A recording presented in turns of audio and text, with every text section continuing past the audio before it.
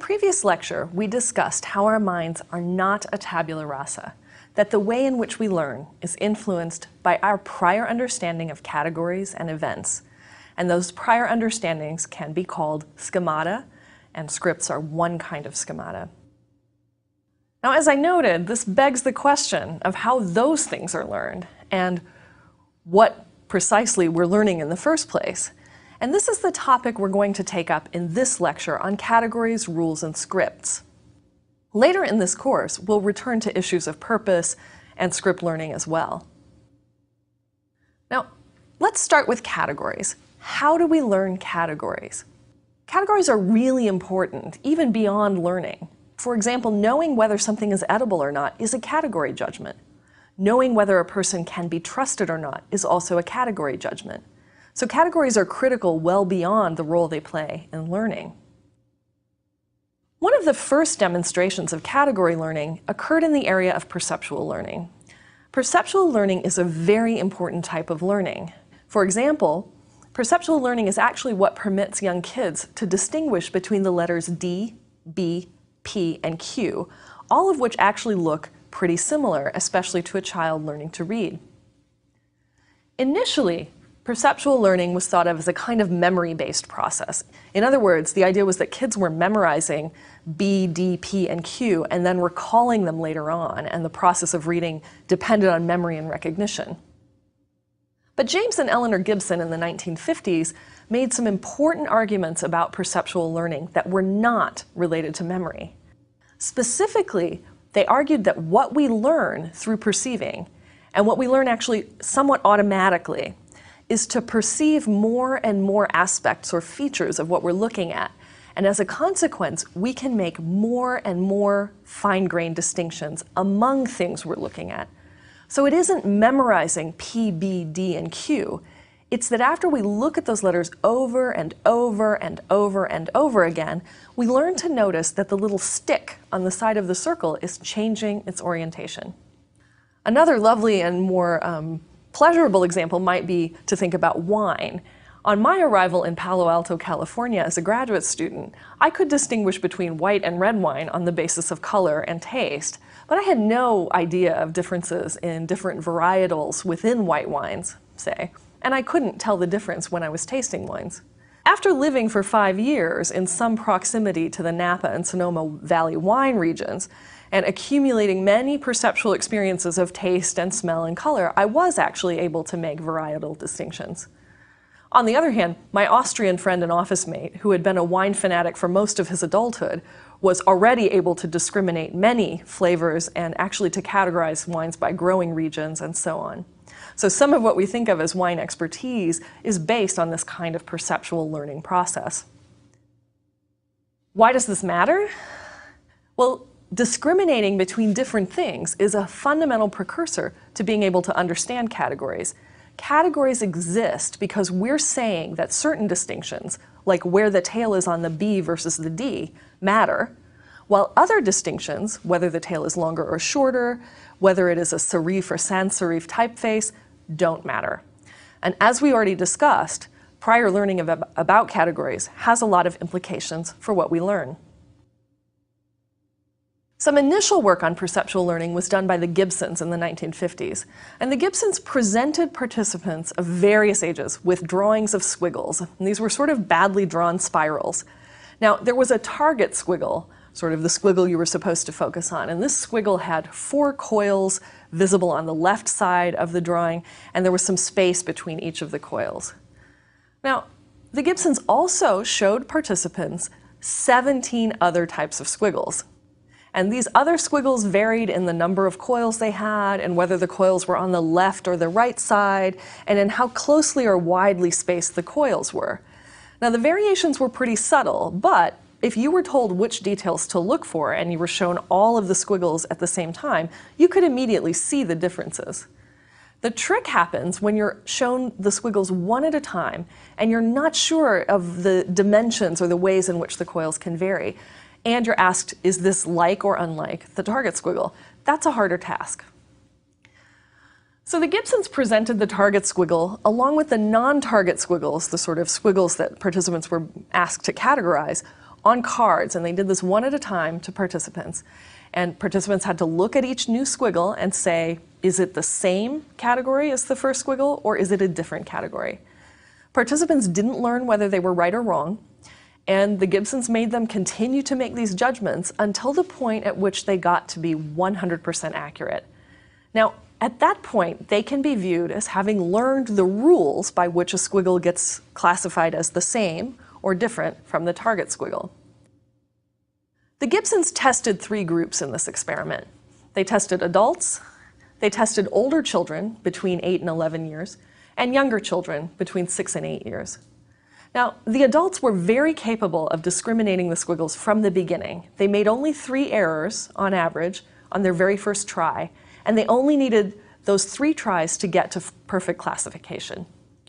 The kids took a bit longer. It took them nearly 5 times through the cards to reach perfect identification. And that younger group needed longer to get it right, even more than 5 times through, and most of that younger group never really got it perfect. Now, another difference between the age groups was that adults and older kids' mistakes were subtle. In other words, they made mistakes at first with squiggles that were pretty close to the target squiggle, but only a little bit different. Little kids actually made lots of mistakes, even with squiggles that were very different. What we need to take from this work and subsequent work, and actually Eleanor Gibson went on to work with children's ability to recognize letters as they learn to read. What we need to take from this is that just looking at material over and over again increases the extent to which we can perceive differences in those materials. Now, since judgments of similarity and difference are a fundamental part of category learning, this kind of perceptual training, this perceptual learning, is a basic step in acquiring categories. So, what the results of the study show us is that all age groups get better at the task over time. They also show us that once you're an adult, your ability to quickly acquire perceptual categories is significantly improved. The second thing that the study shows us is that people didn't get feedback about whether they were right or wrong, ever. They just had to keep making judgments until they were getting it right. And so the learning that people did wasn't in response to rewards. It wasn't even a response to the reward of the experimenter saying, right, good job. Now, of course, being able to make same and different judgments among squiggles isn't quite the same as fully learning a category. So consider our category of birds.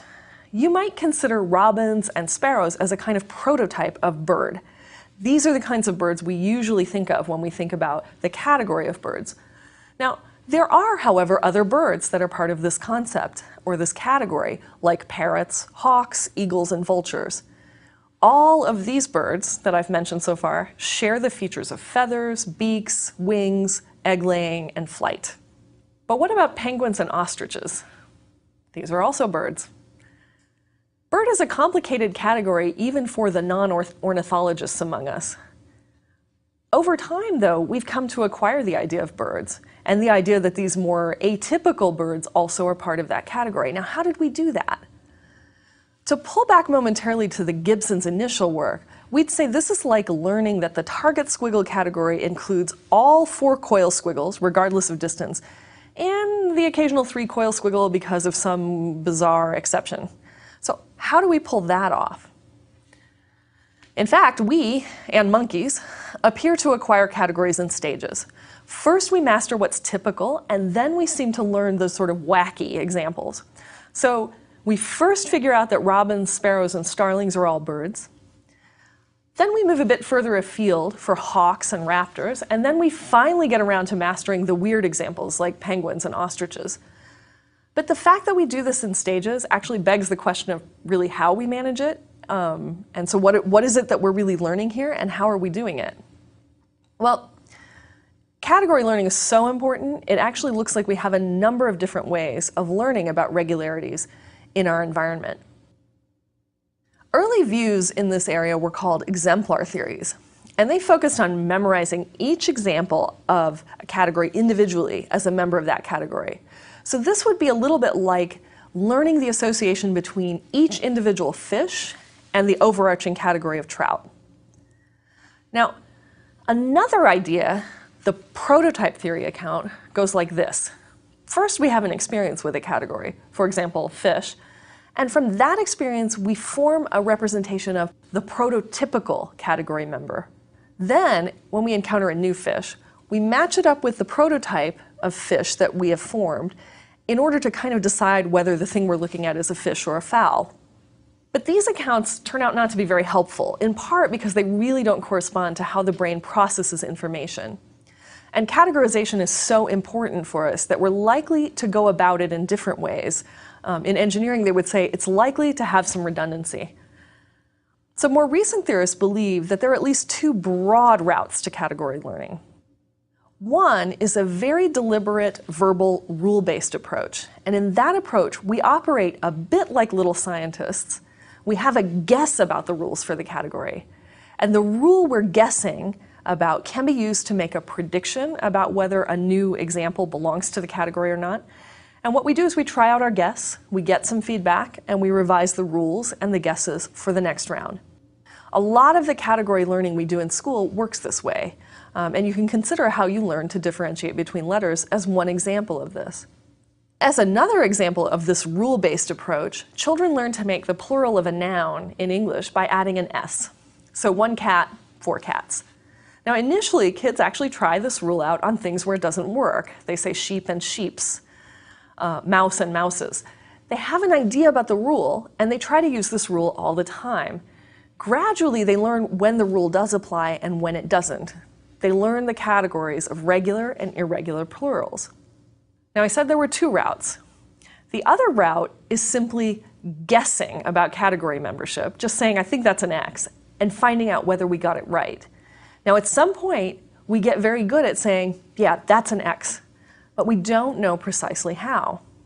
So you might be thinking, what's the difference here? Well, let me give you an example. Here's a good example. We're very good at guessing whether someone is male or female from the way they walk, and from a pretty wide distance. Now, for the most part, none of us can explain exactly how we make this categorical judgment. We don't actually know the rule we're using to make the guess. There are differences in walking gait by gender, between men and women, along a lot of different dimensions.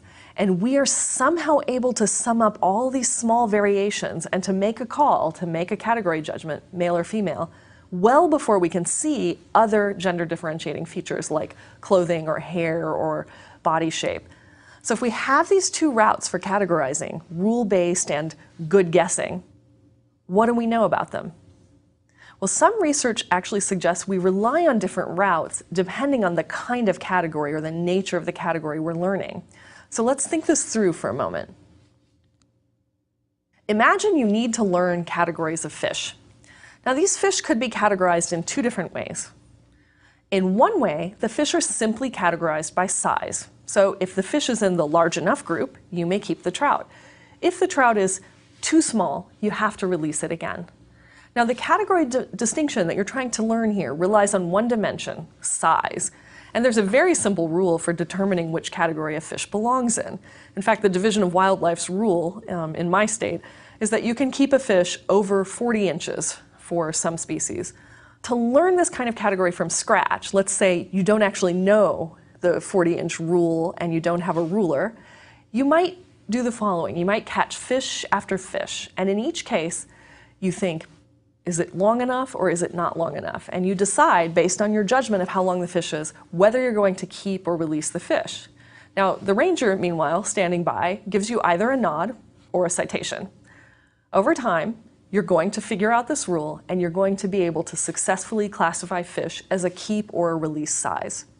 But as a fisher, you may also encounter a lake that contains both a permissibly catchable variety of trout and a number of other fish that are restricted. In my home state, various chubs and suckers that are considered endangered. Determining whether a fish is a permissible or non-permissible fish can no longer be described with a simple single rule about length. Now you have to integrate a number of different dimensions along which a fish can vary. And this includes fin size, fin placement and number, gill placement, body shape and size, color, and so on. It would be hard to describe a simple set of rules or a couple straightforward rules for making this judgment accurately. It's going to take you more experience with looking at fish to be able to do it. This type of category is what's called a nonlinear category, and it is learned, researchers now think, by a process of information integration, putting together all those different dimensions, that operates more tacitly. That is, instead of explicitly testing a rule, like the fish has to be long enough, and keeping your working rule until you find that it didn't work for you on a particular occasion and then revising it. Instead of doing that, people's minds just track on a more implicit and less conscious level the feedback they receive until they can categorize objects well and accurately, even though they're not quite able to tell you how they can do so. Just as we can tell someone's gender from the way they walk, without really being able to tell you exactly what we're paying attention to in order to make that category judgment. So 2 ways of categorizing, rules and guessing. Now, as with perceptual learning, feedback about correct guessing isn't always needed. For example, one study examined kindergarten children's understanding of the category or the concept of science and how this concept developed across the school year. So to do this, they interviewed kids about what science is prior to a program in the fall of the school year, midway through the school year in December, and then again in the spring. Now, in the beginning, before kids did any kind of activities related to science, all the kids had some interesting ideas about science that scientists themselves probably wouldn't endorse. In particular, what kids thought is that science was what involves science-type stuff. Science is about lasers and rockets and chemicals and explosions. Or kids thought about science as fixing things, science more as engineering. Then, some of the kids participated in a science program. And this program involved kids over the school year engaging in a bunch of different activities, all of which were referred to as science by the teacher. The activities included things like figuring out the density of liquids, figuring out differences between different types of insects, and many other kinds of hands-on science activities. After exposure to this program, it turned out kids had learned to think about science much more the way that grown scientists think of it. They thought about science as a method for answering questions, as a way of finding things out, rather than involving a specific content or being about fixing things. Now here's the key. This change in kids' category understanding only happened when kids were given lots of exposure and activity of a science-oriented nature. In other words, kids didn't get told science is about finding things out. They worked that out on their own when they were given a lot of exposure to science activities. Now, children who didn't receive that exposure did not, in fact, change their understanding of what science was over the course of that kindergarten year. Now, the idea of science as a category brings us to more complicated kinds of prior knowledge, and this takes us to the subject of scripts. And recall that we also talked last time about scripts, and we discussed the script for eating a meal in a restaurant as an example. So, how do we acquire scripts? Now, the short answer to this question is that we do so in many of the same ways that we acquire categories. 2 ways. One is to very deliberately collect information that leads us to the rules for a script. The other is a more tacit approach that involves good guessing after amassing a lot of experience. And in fact, early in childhood, the process of verbally working through the rules that constitute a script can be seen really vividly in a famous case study. Catherine Nelson, a New York-based child development researcher, examined the tape-recorded monologues of a young girl named Emily. And the recordings were taken between the ages of 21 months and the time that Emily turned about 3 years old. So they were begun very soon after Emily acquired the ability to speak. Each night, after she was put to bed, Emily would lie in her crib and talk to herself. And here are some excerpts from these monologues. This first one comes from 23 months of age, and Morm in this quote is Emily's grandmother. "One morning when Emmy go Morm in the daytime, that's what Emmy do sometimes. Sometimes Emmy go sleep and have read, Daddy, no. What you can hear in this excerpt is that Emily is doing something a lot like that explicit, rule-based kind of self-talk that we might do to extract a rule about a concept.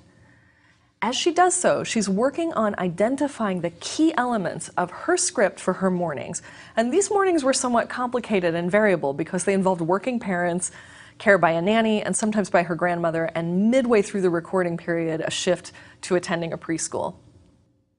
Now, parent-child dialogue also plays a role in this. Recordings of Emily talking with her father during the same time frame actually show very similar patterns of emphasis on routines and scripts for daily events, figuring out what happens usually.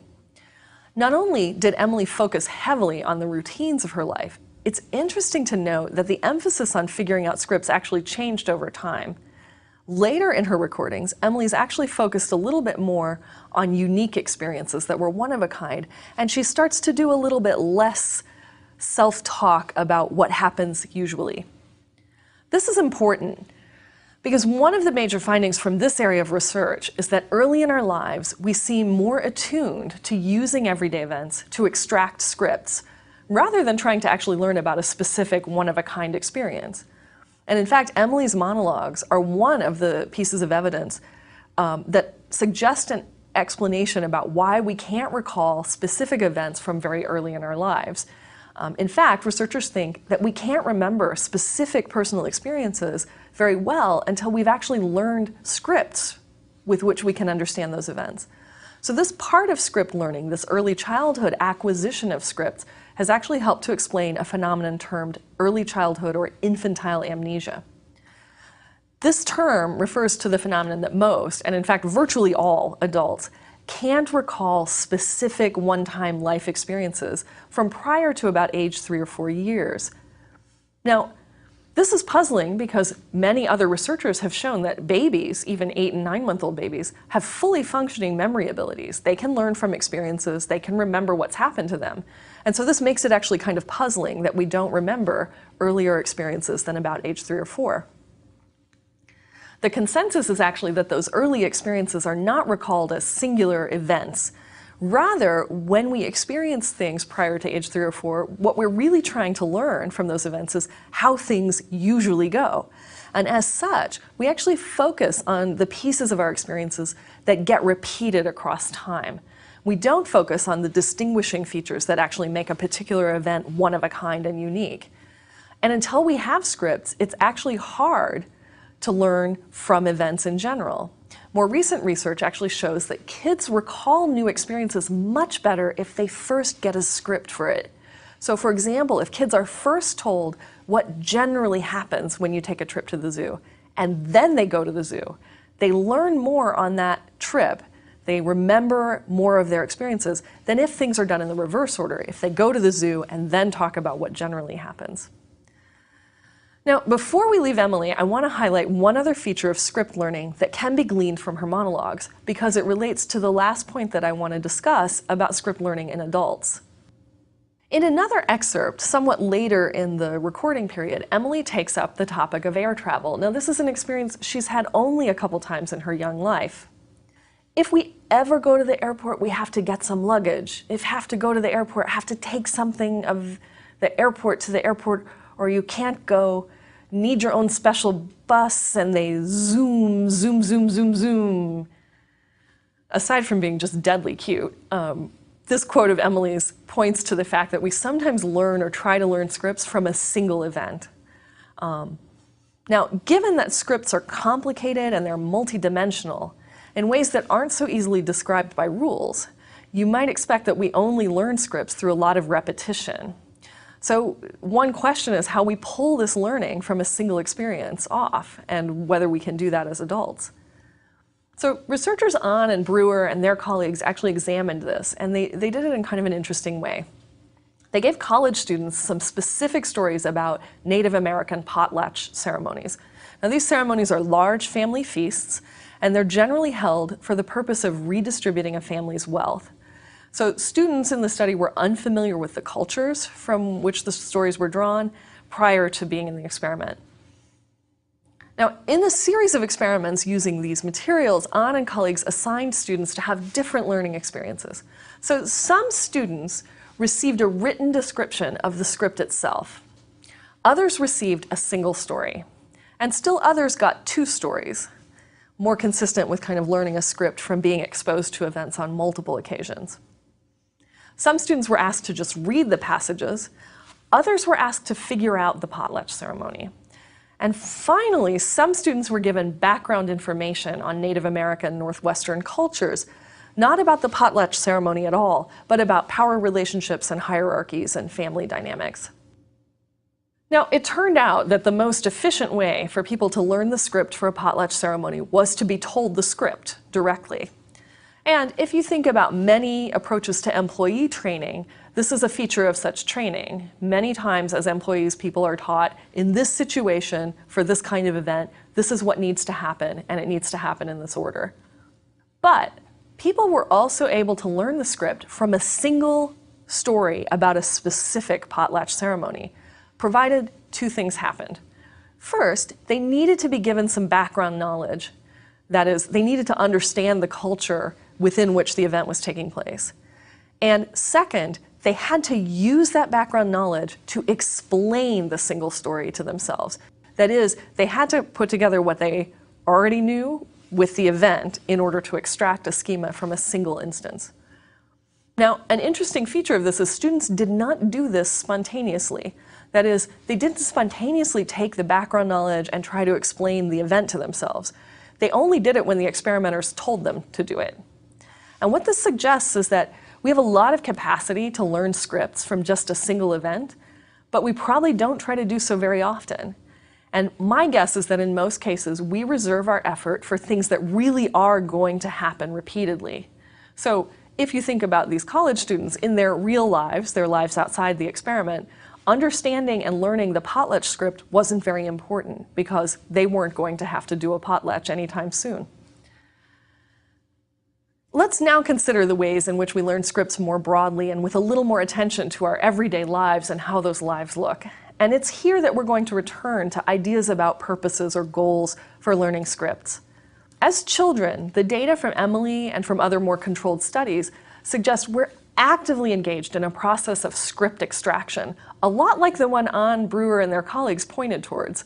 That is, we're experiencing events and we're actively trying to explain those events to ourselves in terms of what we already know about the world, however minimal that might be.